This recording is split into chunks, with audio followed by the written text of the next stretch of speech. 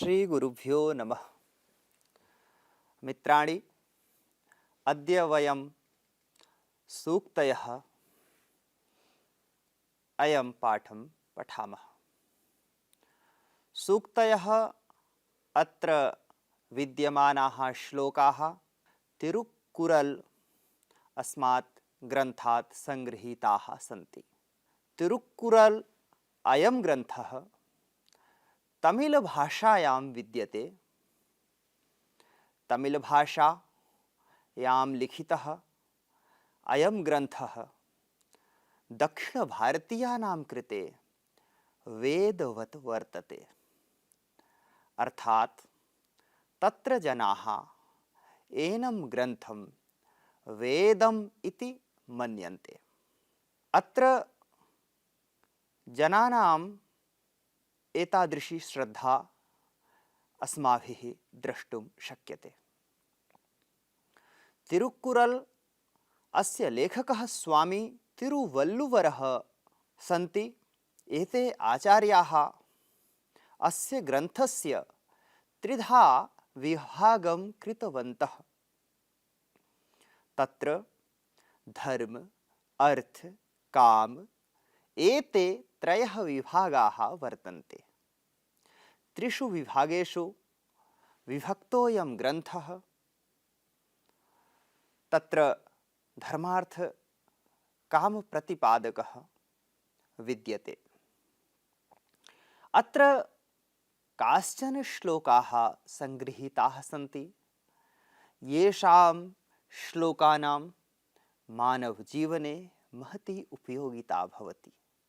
यथा सुभाषित श्लोकाः भवन्ति, तथैव अत्रापि मानवजीवनोपयोगीनि प्रतिपादकानि यानि तत्त्वानि सन्ति, तानि तत्त्वानि अत्र निरूपितानि। वयम् अत्र 300 श्लोकेषु ये मुख्य श्लोकाः अथवा दृष्टिमात्रेण येषां जीवने महत्त्वं वयं प्राप्तुं शक्नुमः, येषाम् आचरणं कृत्वा वयं स्वस्य जीवनम् उन्नतीकर्तुं शक्नुमः, ते श्लोकाः अत्र विद्यन्ते। तान् श्लोकान् वयं पठामः। तत्रादौ प्रथमः श्लोकः विद्यते। पिता यच्छति पुत्राय बाल्ये विद्याधनं महत्, पितास्य किं तपस्तेपे इत्युक्तिः तत्कृतज्ञता। अस्य श्लोकस्य अन्वयः इत्थमस्ति। पिता पुत्राय बाल्ये महत् विद्याधनं यच्छति, अस्य पिता किं तपः तेपे इति उक्तिः तत्कृतज्ञता। अस्ति अस्ति यह क्रिया अध्याहार करते हैं। अस्ति का अर्थ होता है। श्लोकों में या गद्य खंडों में जहाँ पर क्रिया का निदर्शन नहीं होता, क्रिया दिखाई नहीं पड़ती, वहाँ पर अस्ति क्रिया का अध्याहार किया जाता है।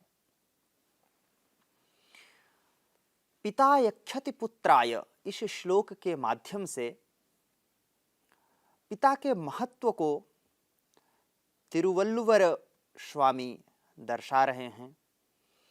कहते हैं कि बाल्यावस्था में हर पिता अपने पुत्र को उन्नत शिक्षा देना चाहता है। उसके मन में एक सपना होता है कि हमारा पुत्र पढ़ लिख करके अमुक क्षेत्र में नाम कमाए। तो बाल्यावस्था से ही कोई भी बालक बड़ा होकर के एकाएक महान नहीं बनता। जैसे घड़े का निर्माण होता है, तो उसका निर्माण जब पक जाता है उस समय कहें घट बन गया, वह उसकी अंतिम अवस्था होती है। किंतु जिस दिन मिट्टी का आनयन होता है, मिट्टी को गीला करते हैं, उसका स्तर किस तरह का बना है, साथ साथ उसकी क्वालिटी क्या है, फिर वो जब घट का निर्माण होता है, उस निर्माण के समय उसकी प्रक्रिया क्या होती है और किस शेप में वो बन रहा है, ये मायने रखता है। वैसे ही व्यक्ति के व्यक्तित्व का निर्माण भी बाल्यावस्था से ही प्रारंभ हो जाता है। व्यक्तित्व का निर्माण एक दिन की स्थिति नहीं है। एक दिन में या एक वर्ष में किसी व्यक्ति का व्यक्तित्व कभी निर्मित नहीं होता।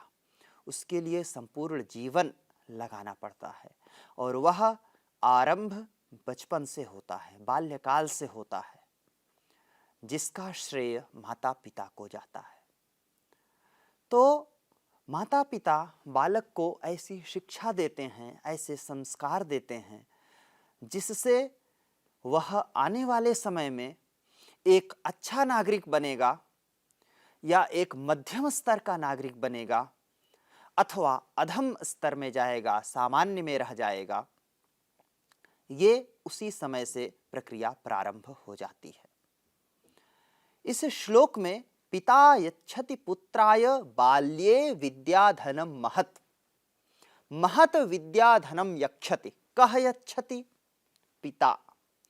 पिता पुत्राय अर्थात पुत्रस्य कृते, पिता अपने पुत्र के लिए बाल्ये अर्थात बाल्यकाल में महत विद्याधनम यच्छति, जो सबसे बड़ा धन है वह धन है विद्याधन। विद्या ऐसा धन है जिसके लिए शास्त्रों में कहा गया है विद्याधनम सर्वधनम प्रधानम, अर्थात विद्या रूपी जो धन है वो सभी धनों में प्रधान धन है। जो हीरक, सोना, चांदी, मौक्तिक, इन सब से बढ़कर के विद्याधन है। क्यों? क्योंकि विद्या के द्वारा ये सारे लाए जा सकते हैं और असीमित रूप में लाए जा सकते हैं, जिसकी कोई सीमा ना हो।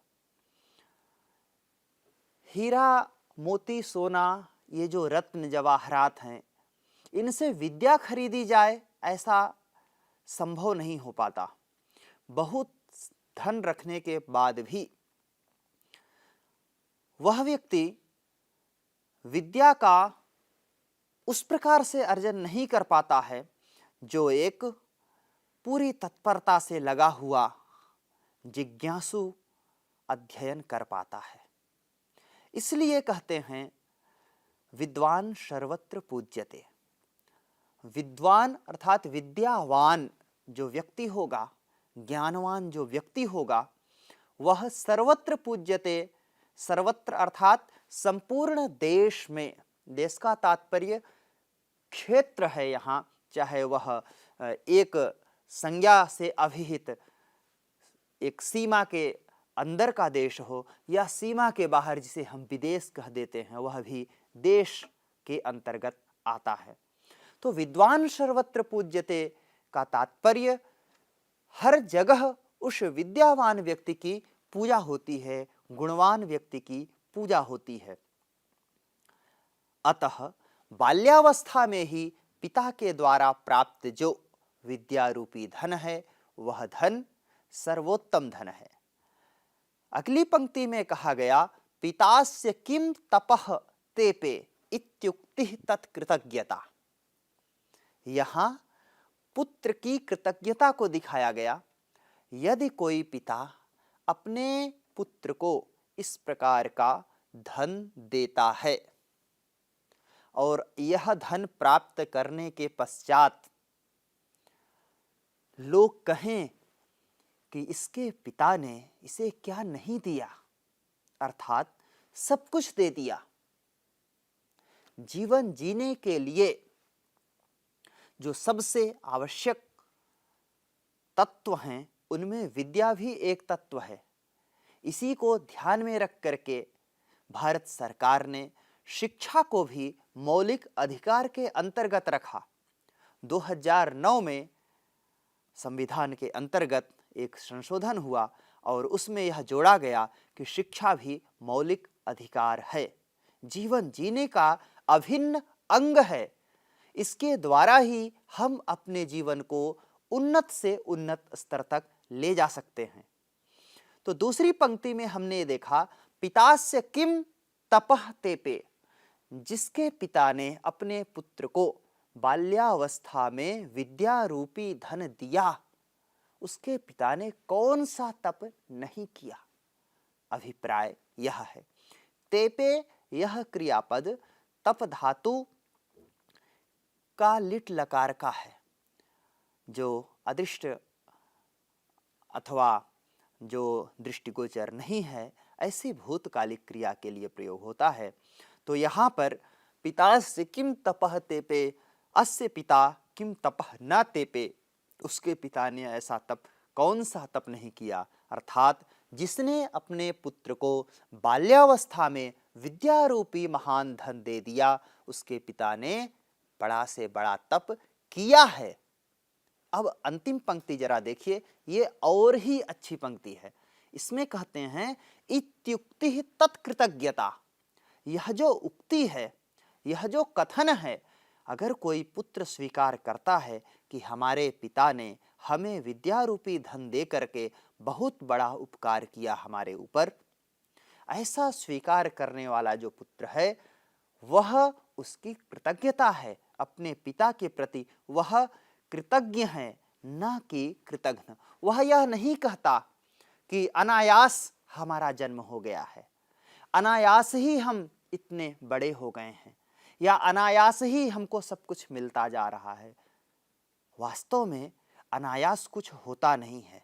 सब कुछ करने के लिए एक प्रक्रिया होती है, एक फ्रेम है, जिस क्रम में चल करके व्यक्ति अपनी उन्नति करता है और एक अच्छी स्थिति प्राप्त कर पाता है, अच्छी स्थिति को पा करके जीवन में जी पाता है। तो ऐसा भाव रखने वाला जो पुत्र है, वह अपने पिता के प्रति कृतज्ञ है। तात्पर्य यह हुआ, इसमें हमें कई शिक्षाएं मिलती हैं कि पिता बाल्यावस्था में विद्या रूपी धन अपने पुत्र को दे। यह हर पिता का कर्तव्य है। हर एक पिता अपने पुत्र को बाल्यावस्था में विद्या रूपी धन दे और बड़े होकर के वो पुत्र अपने पिता के प्रति कृतज्ञ रहें, कार्तज्ञ प्रकट करें, कृतज्ञता के भाव से उनकी सेवा में भी तल्लीन हों। ऐसी हमें इससे शिक्षा मिलती है। यह स्वामी तिरुवल्लुवर रचित जो ग्रंथ तिरुकुरल है, उसकी सूक्ति हम पढ़ रहे हैं। दूसरा श्लोक है, अवक्रता यथा चित्ते तथा वाचि भवेद यदि, तदेवाहुः महात्मानः समत्वमिति तथ्यतः। यह प्रसंग कुछ अलग है।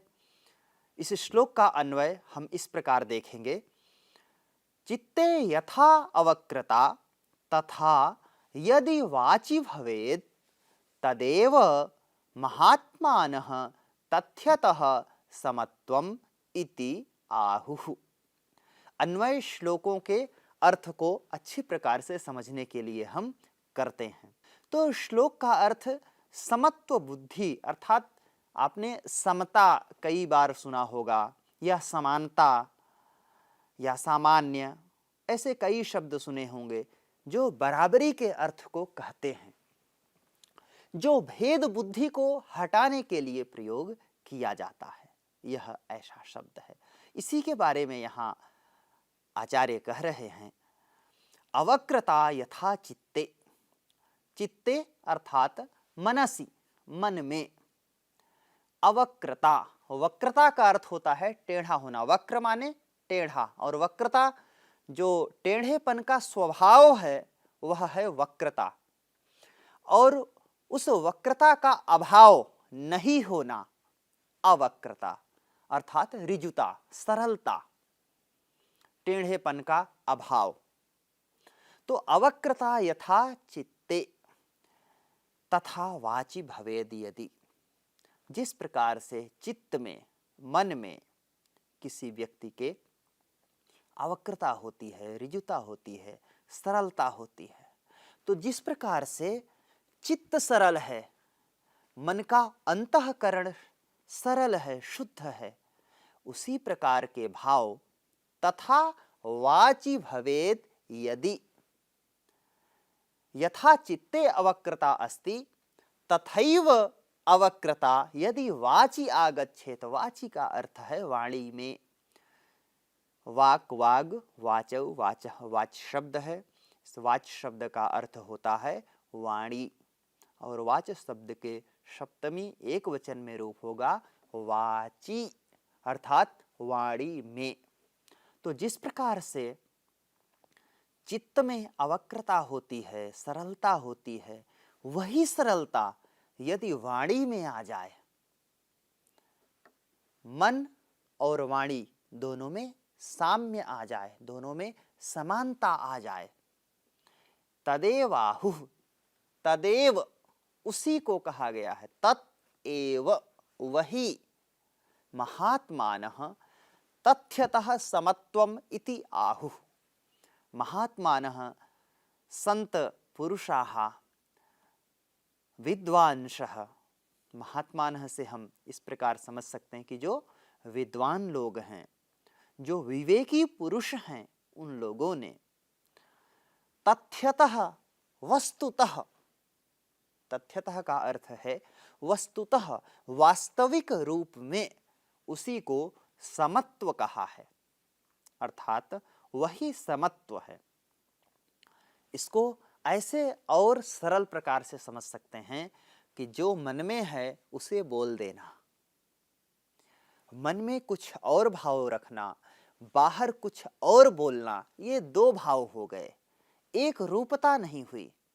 और अगर एक रूपता नहीं है तो साम्यता, समत्व या समानता नहीं आएगी, फिर हम उसे समत्व नहीं कह सकते, क्योंकि दो भाव हो गया, वो तो द्वैत हो गया।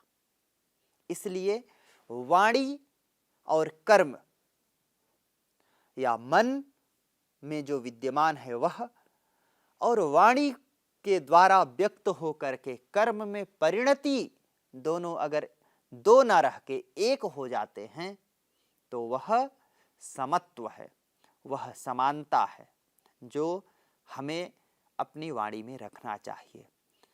आप देखते हैं बहुत बड़ी बड़ी बातें लोग करते हैं और केवल वो बात करते हैं, जब कार्य करने की अवस्था आती है तो वो पीछे हो जाते हैं और उसको ऐसा कह देते हैं कि वो तो ऐसे ही था, आकृष्ट करने के लिए था, लोगों के मन को अपनी तरफ आकर्षित करने के लिए था। तो वो बातें केवल बातें रह जाती हैं, ऐसी बातों का कोई मायने नहीं होता, वो लोलुपता हो जाती है, लोक लुभावन हो जाता है, वह समत्व नहीं। आजकल ऐसा एक दौर चल गया है, उसको लोग समानता समानता का एक गुंजायमान नारा दे करके और असमत्व दिखाते रहते हैं, लेकिन वास्तव में शायद उन्हें पता नहीं है कि तथ्यतः समत्व क्या है। उन्हें ये श्लोक जरूर पढ़ना चाहिए कि वाचि पुनस्य चित्ते, चित्त और वाणी दोनों में साम्यता हो जाना, दोनों से एक आवाज निकलना, वास्तव में समानता है, वास्तव में समत्व है, जो हमें अपनाना चाहिए। अगर यह हमारे जीवन में होता है तो समाज की बहुत सारी दुर्व्यवस्थाएं दूर हो जाएंगी। इसी क्रम में हम अगला श्लोक पढ़ेंगे। त्यक्त्वा धर्म प्रदाम वाचम परुषाम योभ्युदीरयेत परित्यज्य फलम पक्वम भुंक्ते पक्वम विमूढ़धीः। यहाँ पे धर्मयुक्त वाणी के विषय में बताया गया है। धर्म प्रदाम वाचम त्यक्त्वा, अर्थात धर्म को प्रदान करने वाली वाणी को त्याग कर। यह कश्चित पुरुषः, यह उपलक्षण है, या काचित स्त्री, यह से यहां संबोध्य है कोई भी। परुषाम योऽभ्युदीरयेत्, परुषाम अर्थात कठोराम, यह अभ्युदीरयेत्, यह वदति, यह उच्चारयति।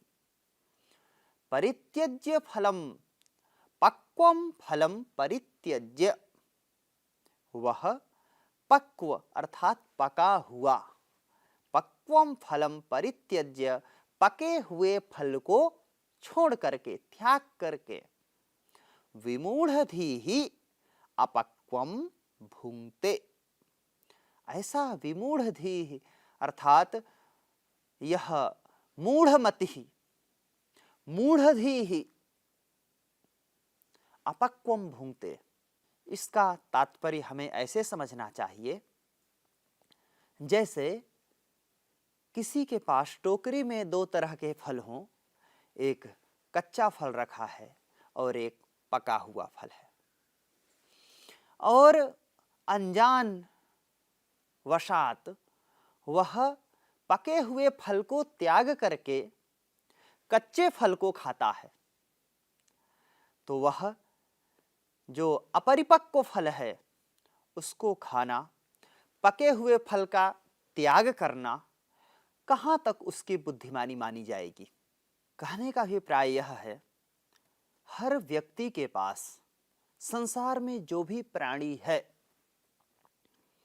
सबके पास दो प्रकार की वाणी है। एक वाणी है मृदु, सहज, सरल, प्रेममयी वाणी, जिसे हम सहजतापूर्वक अच्छे से बोलते हैं, प्यार से बोलते हैं। दूसरी वाणी है कठोर, नाराजगी से भरी हुई, क्रोध में, आवेश में तर्जना करती हुई वाणी। दोनों का प्रयोग करना हमारे बस में है, हम जैसा चाहें वैसा बोल सकते हैं। अब निर्णय हमारे हाथ में है, निर्णय आपके हाथ में है कि आप किसका प्रयोग करते हैं।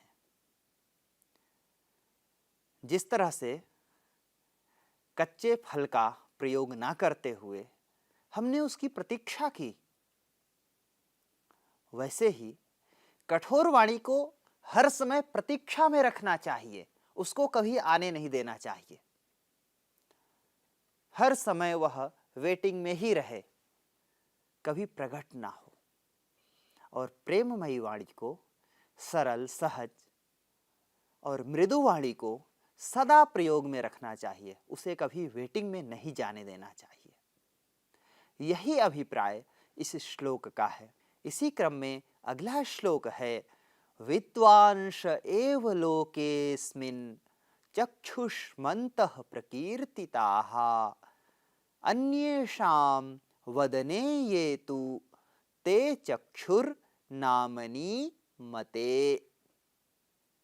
इस श्लोक का अन्वय इस प्रकार है, अस्मिन् लोके विद्वांसः एव चक्षुष्मन्तः प्रकीर्तिताः अन्येषां वदने ये ते तु नामनी चक्षुर्मते।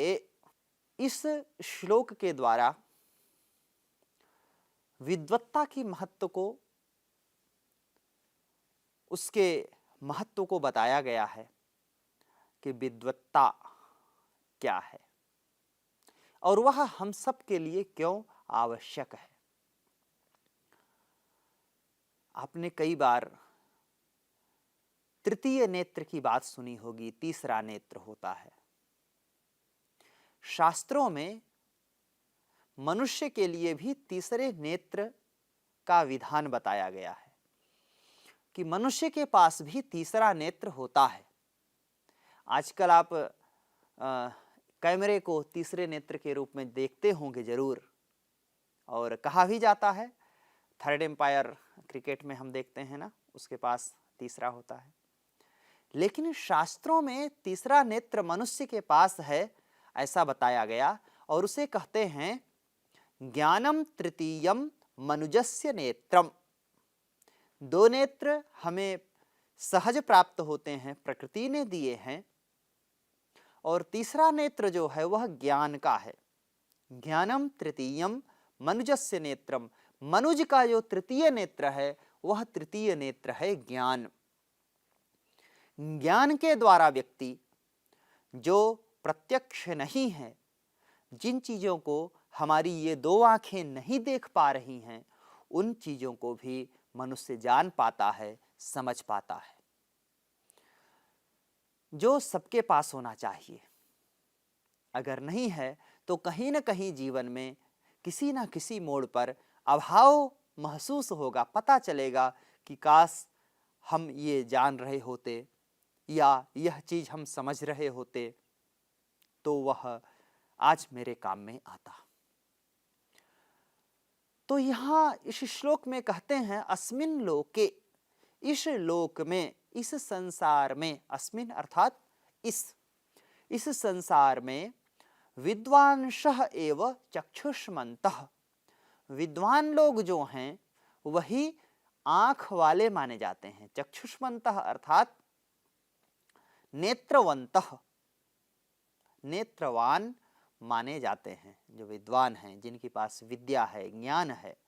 यदि ज्ञान नहीं है तो शायद एक नेत्र से वो कम हैं। जो दिखाई पड़ने वाले दो नेत्र हैं यही उनके पास हैं, तीसरा नहीं है। तो अस्मिन लोके विद्वांसः एव चक्षुष्मन्तः नेत्रवन्तः प्रकीर्तिताः कथिताः, कहे गए हैं। क्यों कहे गए हैं? क्योंकि ज्ञान ऐसी एक हमारे पास शक्ति है जो परोक्ष में क्या विद्यमान है या भविष्य में क्या हो सकता है, उसकी संकल्पना, उसकी रूपरेखा तैयार कर सकता है। अगर वह ज्ञान नहीं है हमारे पास, सोच विचार का सामर्थ्य नहीं है, विवेक नहीं है, तो हम कभी पंडित नहीं हो पाएंगे, सद असद का विवेक नहीं कर पाएंगे। क्योंकि पंडित वही है जो सद असद का विवेक कर सके, सही गलत की पहचान कर सके। पंडित की ये परिभाषा है। तो जो सद असद विवेकवान होगा, जो ज्ञानवान होगा, जो विद्वान होगा, वह नेत्रवान भी होगा। ते एव नेत्रवन्तः आहुः, ते जनाः ते विद्वांसः नेत्रवन्तः आहुः, येषां पार्श्वे ज्ञानं तृतीयं नेत्रं विद्यते, नो चेत् किं भविष्यति? तस्य कल्पनां केवलं कर्तुं पार्यते, तदपि तत्परिस्थितौ, नो चेत् अन्यत्र। तो फिर अगर वह तृतीय नेत्र नहीं है तो फिर क्या कहेंगे? ज्ञान नहीं है जिसके पास, उसे क्या कहेंगे?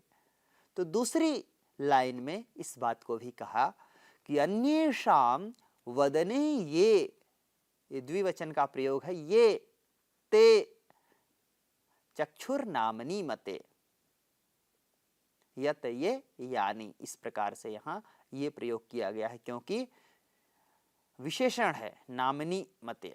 नाम की चक्षु हैं जो प्रत्यक्ष केवल देख पाते हैं।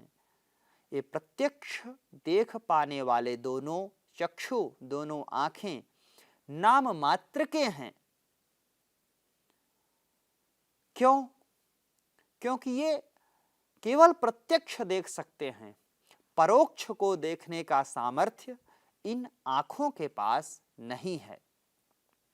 तो ज्ञान रहितानाम अन्येषां जनानां पार्श्वे तेषां वदने, उनके वदन में यहाँ ध्यान देंगे वदन शब्द जो प्रयोग किया गया है, दो प्रकार के शब्द हैं, एक वदन और एक बदन।